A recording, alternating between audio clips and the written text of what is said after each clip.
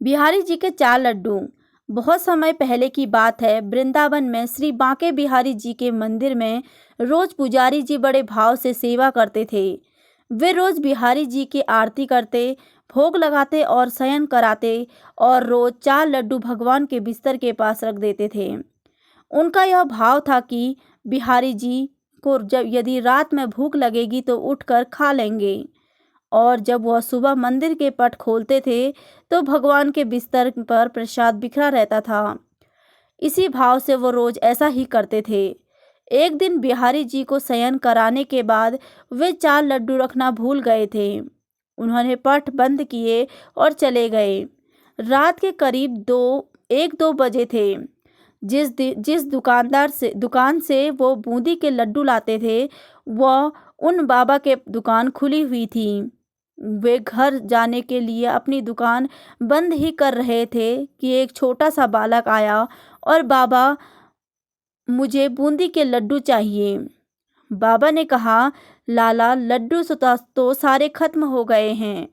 अब तो मैं दुकान बंद करने जा रहा हूँ। वह बोला, आप अंदर जाकर देखो, आपके पास 4 लड्डू रखे हैं। उसके हट करने के बाद बाबा ने अंदर जाकर देखा तो उन्हें 4 लड्डू मिल गए, क्योंकि वे आज मंदिर नहीं गए थे। बाबा ने कहा, पैसे दो।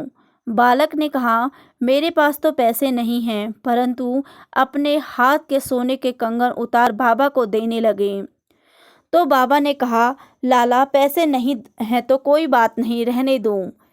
कल अपने बाबा से कह देना, मैं उनसे ले लूँगा। पर वह बालक नहीं माना और कंगन दुकान पर फेंक कर भाग गया। सुबह जब पुजारी जी ने पट खोला तो उन्होंने देखा कि बिहारी जी के हाथ में कंगन नहीं है। यदि चोर भी चुराता तो केवल एक कंगन ही क्यों चुराता। थोड़ी देर बाद ये बात सारे मंदिर में फैल गई। जब उस दुकान वाले को यह सब पता चला तो वह रात की बात याद आ गई। उसने अपनी दुकान में कंगन ढूंढा और पुजारी जी को दिखाया और सारी बात सुनाई।